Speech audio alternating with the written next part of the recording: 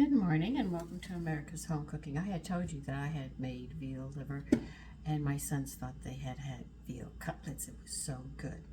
So I bought veal and I'm going to show you something about it. You see how pale it is? It's a very pale liver. So the flavor isn't real strong in it like the beef. When you look at the beef, it's much older and all.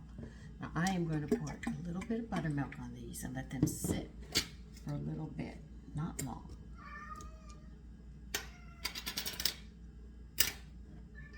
I cut the slices in half because they're a little big.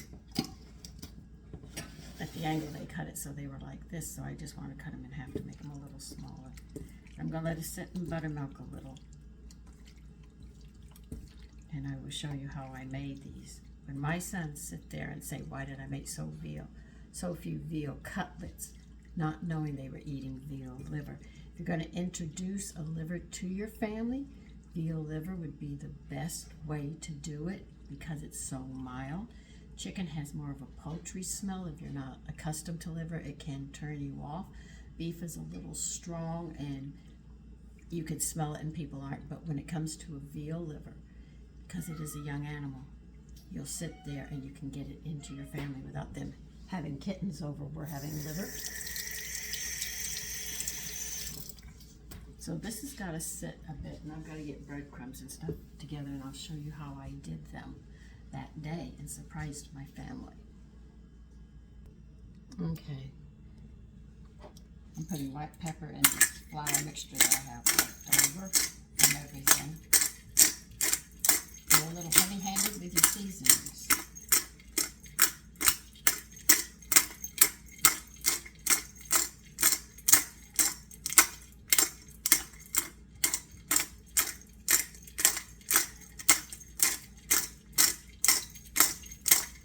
I don't know why they don't sell white peppercorns in a bottle and let us eat water and pepper them instead of doing it like this. I feel like it's controlling me. I don't like that.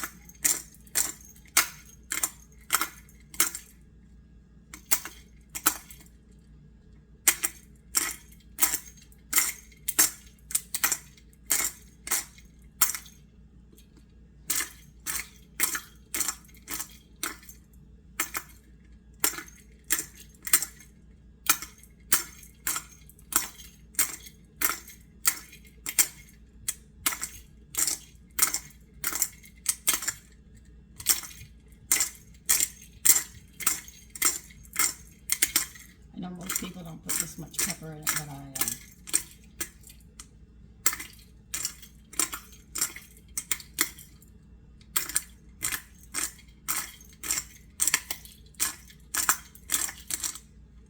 Okay, because I'm not going to put it in the veal. I'm putting the pepper right here. Move. Come on. You got to move.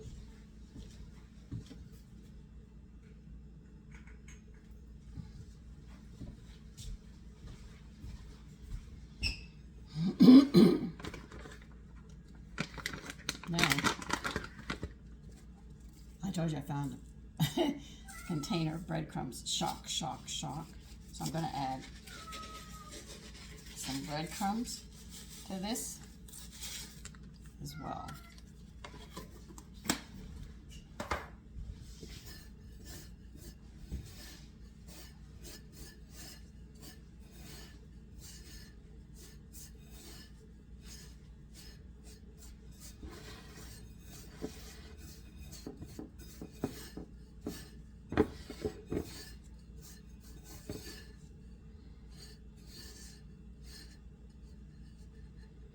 Should be enough.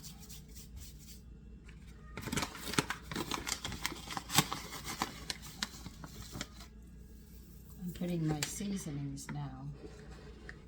I want to show. This is summer celery. I'm sprinkling this into my liver, and I'm going to be using garlic salt.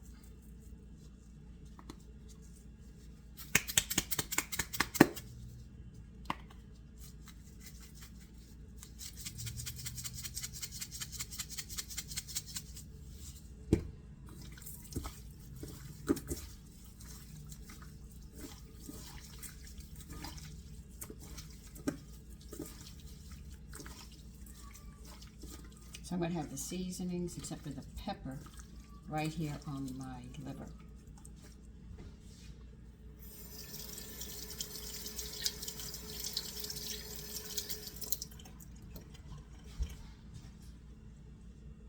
Where's my knife? I'm cooking kale right now to go with this meal. Okay, let's see if it's done.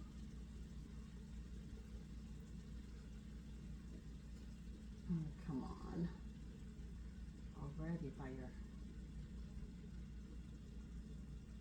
Nope, not yet. How much fluid do I have? I'm running out of fluid, so I'll add a little more.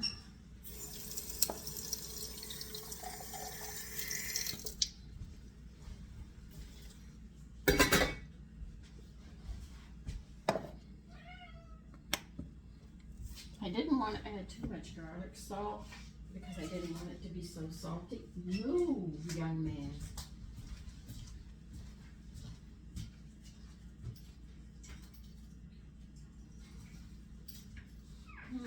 Let's see. Oh, let's see this end. This is ginger, garlic powder should be in this aisle, further to the back. Remember? Yes.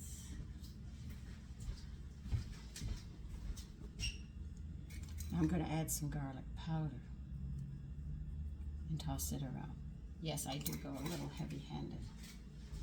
Come on, shake a leg out.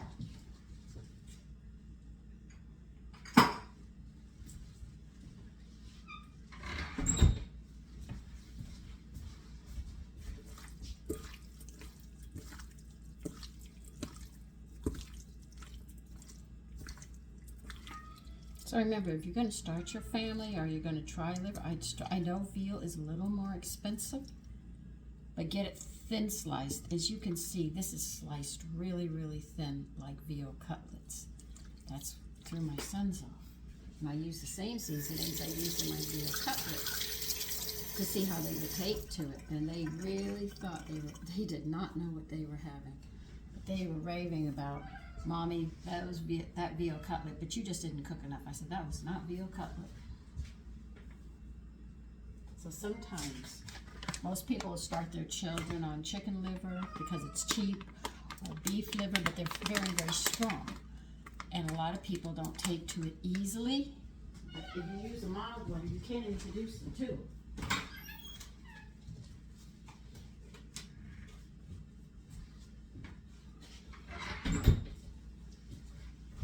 Okay, let me go get my frying pan. Okay, now I'm frying these up in butter and oil. If I can get the oil out of the pan, yeah. Most people will do their liver in lard, or they'll do it in shortening, and some people do it in just oil. But I like to do the veal this way. Now when I'm making the beef, I do it a little different. I put that in a tomato sauce. That's how my sons like it better. I haven't found a way where they really, really like chicken liver yet. But they will eat it because I do prepare it. And I'm not cooking I'm not a short order cook, and I tell people that. You either eat what I have or go hungry. Hold on. My cat's giving me a problem. One of my cats is giving me a problem. Get out of here. Go, go.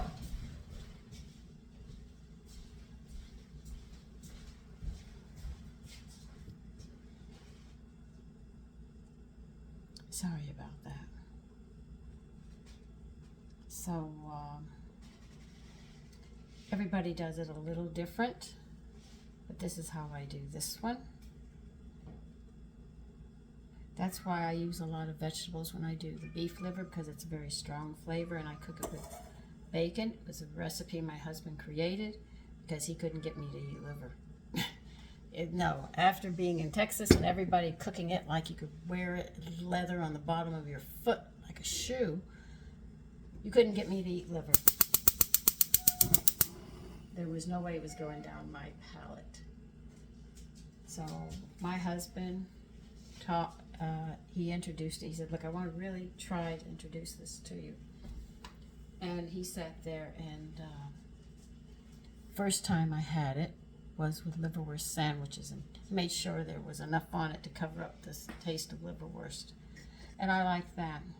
And at the then when he bought beef liver and brought it home to cook, he sat there and he made a tomato sauce, almost like spaghetti, I guess. And he cooked the bacon separate. The only thing he did was he used the bacon fat in the tomato sauce, which made me sick. So I changed that part and add olive oil when I go to put my sauce together. And that's how I became to start to eat liver. And I have showed you the tomato sauce, so I know, I'm sure a lot of you said, no, I'm not going to touch that with a 10-foot pole. But the bacon actually mellowed out the liver, and he soaked the liver, and he was just going to egg it and do flour, but he asked me about yogurt and buttermilk, and I said, yeah, it breaks down the rawness. You can also soak beef liver in milk to cut the flavor back, because there's a lot of blood and stuff on the liver. So that was what we did, and I started eating liver. But it was introduced to me in a way that I could tolerate it. Now, because our sons were young and he made the liver, they would eat it, no problem at all. So that wasn't any problem with our sons getting it. It was getting past me, which was the problem. Only because everybody had made the liver so bad, they'd serve it with onions, just salt and pepper. They didn't prepare the liver in any way, and it was just, I couldn't handle it.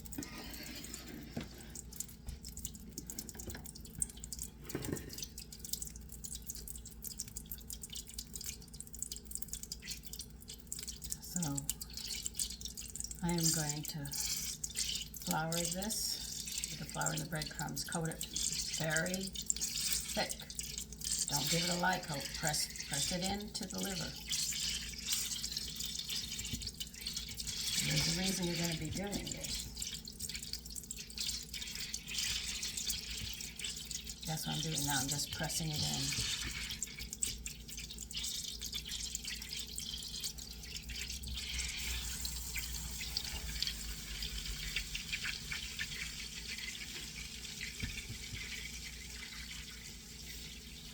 So you don't want the breadcrumbs and stuff to fall off of it, so you press it into the flour mixture and seasonings.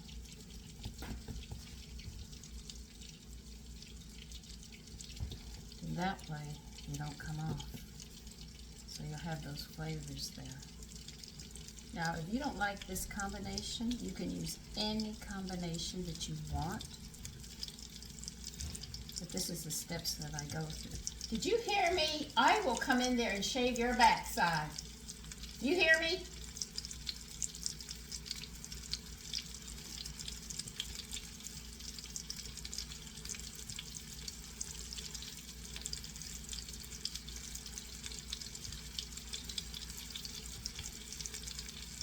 So you don't have to use my seasonings, but this is a step. Yeah, get in here. Don't you start any problems.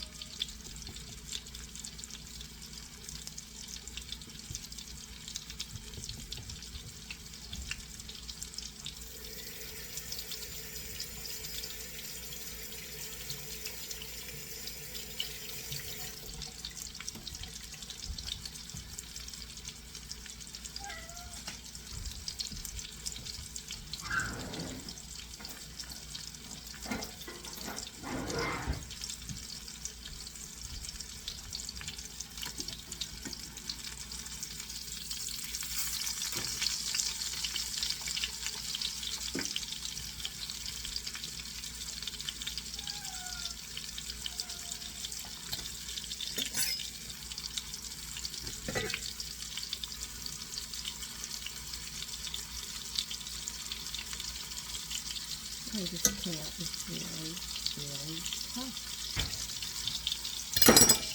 You are looking for trouble this morning, and we will find it.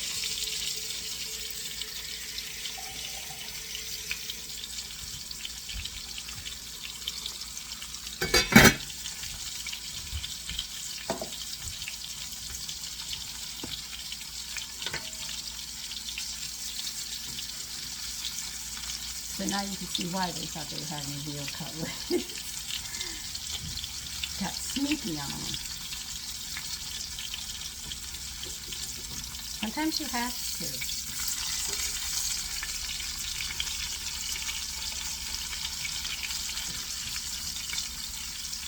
I mean, my mother did tongue for us one time. And the grossest thing was to us watch that tongue go, come right out of the water. We were all my brothers and I were like, oh no. But when she finished cooking it, she made slices and she put it in a salad, diced it up and put it in a salad. It was so good. It was just getting over that first part, that tongue coming out of the water. We were having trouble with that.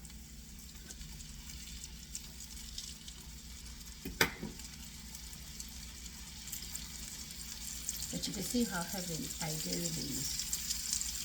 But if you want the seasonings, put the seasonings on. But remember, you're going to have to press the breadcrumbs or the flour into it, now onto the meat so it holds. That's the whole thing, is to get it pressed in there. Other than that, when you cook them, a lot of it falls off. And that's not really what you want. They'll also hold the seasonings in.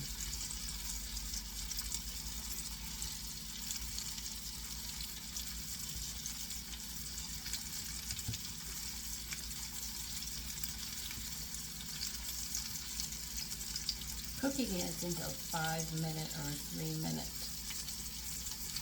thing to do.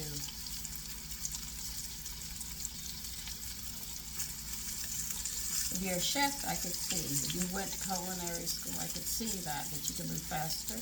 But I'm not. I didn't go to culinary school. So I learned under chefs. Yes, I did. I learned a lot. Like I told you, Julia Child. Once a week. I was listening to Julia Child. My mother wanted to make sure I knew how to cook. And I had to take her techniques and things. Then I was introduced to James Beard. That was another way of cooking. That's why I use this tomato sauce. It is so good.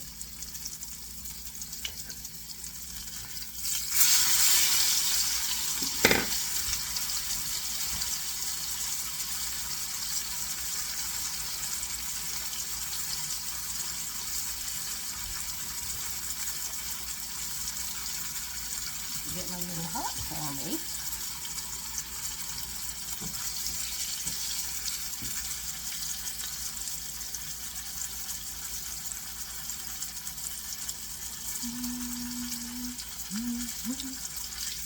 I know this cooked in a hurry.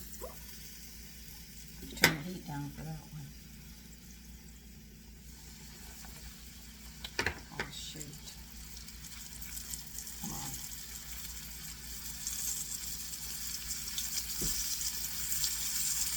So don't get your liver cut too thick.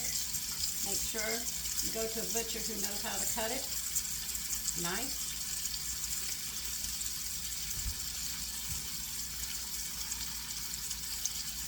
If you live in Staten Island, I would tell you go to Staten Island Meat. They know what they're doing.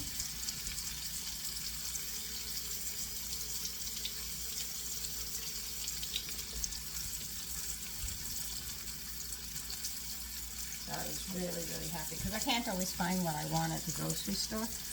And I remembered when I first came here, my husband had taken me there.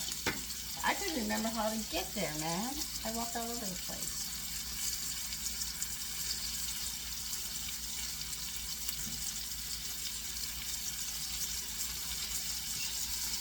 I'm going to talk about something that really bothers me. Even to this day, it bothers me. This happened, my husband was real sick and he was in the hospital. And what happened was he was in a room where they have 4 patients, all right? And 2 of the bedrooms, because the patients hadn't come in yet, there was one there that we knew. We knew him and his brother. They were musicians. Well, his older brother was in the hospital, and they had young nurses controlling that room. All right. I understand young people get frustrated because they don't agree with older people. And she didn't know that he was dying. These are his last 5 days, and this is what he wouldn't eat his food. He didn't get up. He didn't do anything. All he did was sleep. We knew he was dying because we could smell the sweet smell of death. My husband taught me that smell, and he let me know. And I said, what is that smell? And he told me what it was. It's called the sweet smell of death. And what happened was that because he wasn't eating after this young nurse came on, he wasn't eating, cleaning, talking, nothing. All he wanted to do was sleep. She went in because he didn't eat. She closed the curtains and she slapped him more than once, like 5 or 6 times. She was hitting him, and she'd come out slamming her feet and open the curtain, and we knew what she had done. We heard it. And I went to report it, and Tony said, if you report it, they will kill me, Sandy. I said, but he said, they will kill me. And make sure I never leave this hospital. Very ugly. So I had to bite my tongue. And after she left, I would go over, and tuck him in nicely and make him as comfortable as I could, but there was nothing I could do. So I wanted to report her. You don't hit patients, especially, at the last part of his life, he has to be beaten. He was old enough to know that he was a serviceman because we had talked to him. He had been and he served this country and all. And somebody who didn't appreciate his service or anything, or even bother to learn anything, sat there and proceeded to beat him on his last days on this earth.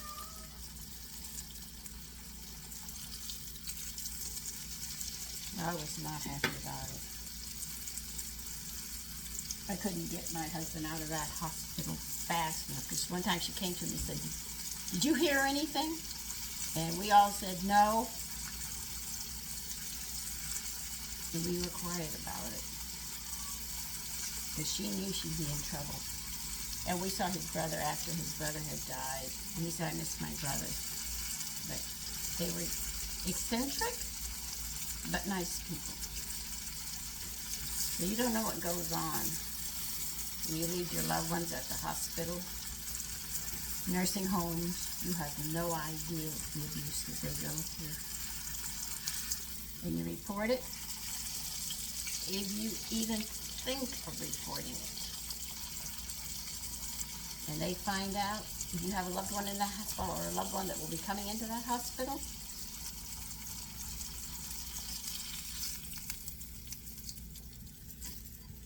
everything I tell you is keep your mouth quiet, or your loved one will be dead as a doornail.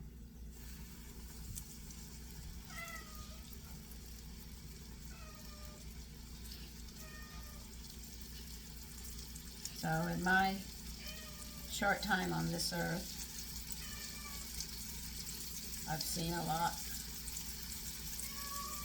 I've seen somebody tell their son, I want you to kill somebody because he insulted me.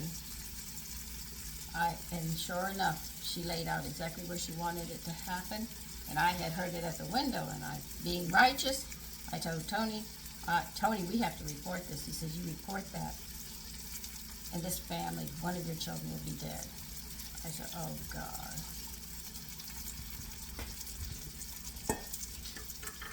And sure enough, 3 days later, exactly how she said she wanted it done, the person was found.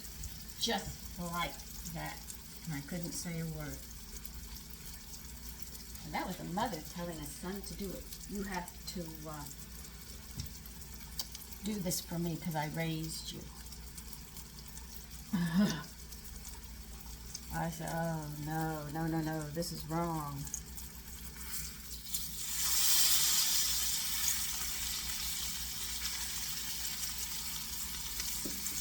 And I know that young man is going to go to jail, probably in jail now. His life is ruined because she wanted revenge.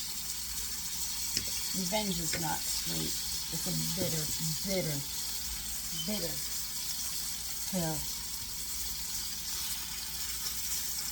You see? They look like veal cutlets. Seasoned like veal cutlets. And they're going to think it's something else. It doesn't look like liver. You can't tell.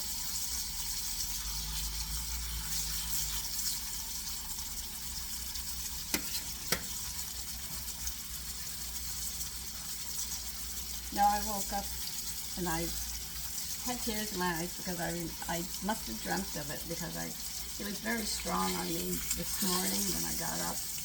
The man at the hospital who was beaten on his last days.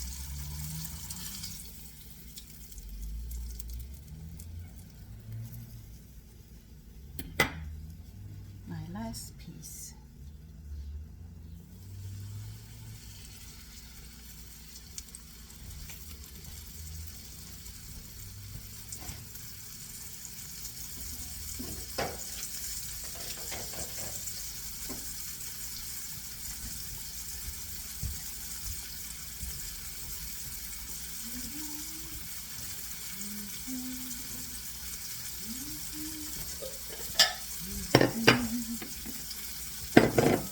Just saving my flour now.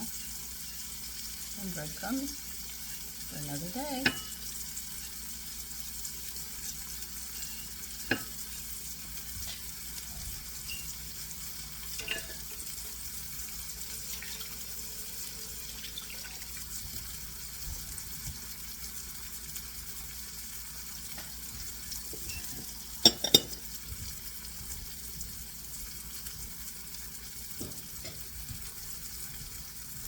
See, having your liver cut in thin slices like this, you don't have to leave it for a long time to cook.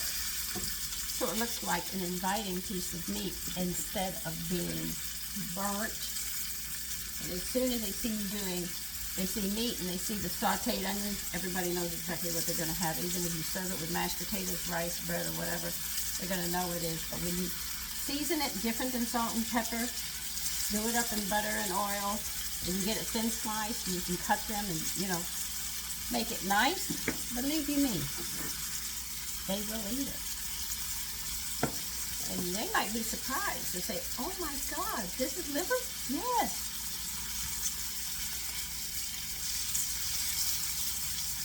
Now see, another meat that I'm not overly fond of, but I'm going to try to make it, are chicken gizzards. And by the way, the heart, the liver, and the stomach,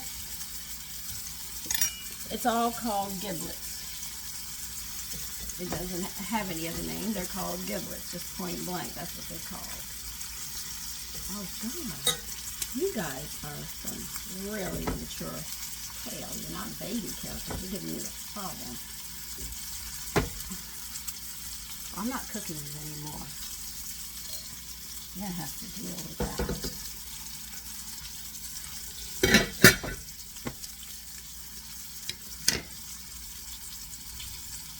So, as you get experimental with other meats, just think about it. But I'm trying to think of how I can make giblets and serve it with a gravy and then get my sons to eat it. I don't know if it's going to work, but I've been reading up on it because it wasn't a piece of, let's say it wasn't one of our favorites, but we ate them. I'm aware of them. I just want to prepare them differently so they have better flavor. I think you could understand that. And if I could do that with a giblet, that would be quite interesting. But from what I have read, you don't say gizzards, you say giblets, be it the stomach, the heart, or the liver of a chicken. It's called their giblets. The reason the term giblet only goes with the turkey because most people do it. But even when I make a gravy, the giblet gravy, I don't cook and then strain it and then make the giblet gravy and throw the giblets out. I sit there and dice it all up, all that meat up, and I tear the meat off the neck and all. And I throw it into my giblet gravy as well as the scallions, the eggs, the other stuff that go. I'm not going to tell you everything that goes into it. And that's what I do. When I make a mincemeat pie, I try to buy the giblets and also dice them up and put them into my mincemeat pie, because mincemeat pie was a way of them canning and preserving the organ meats, dicing it up and put it with all those fruits and liquors and stuff, so when they canned their minced meat, when it came to the holidays, they could make the minced meat and none of that meat was wasted. Today they just put like a beef broth or something in it, but it's supposed to have the giblets in there, or the liver, or whatever animal they have. If they had wild game, I'm sure they would sit there and it would be turkey or veal, or not veal, Sandra, venison, which is the term for deer meat, the proper term, venison. So whatever they found, I'm sure they used the organs, and they would call those three parts, the giblets of the fowl, they would eat. Now here it is, and that's veal liver. And you know what? It doesn't smell like liver. It actually smells quite nice with all. That's why I went heavy on those seasonings. You saw how heavy I just put them in and mixed it up, because I wanted to make sure you have that flavor, and you'll notice the difference. So listen, you take care and enjoy your day. That kale's taking forever. Bye-bye.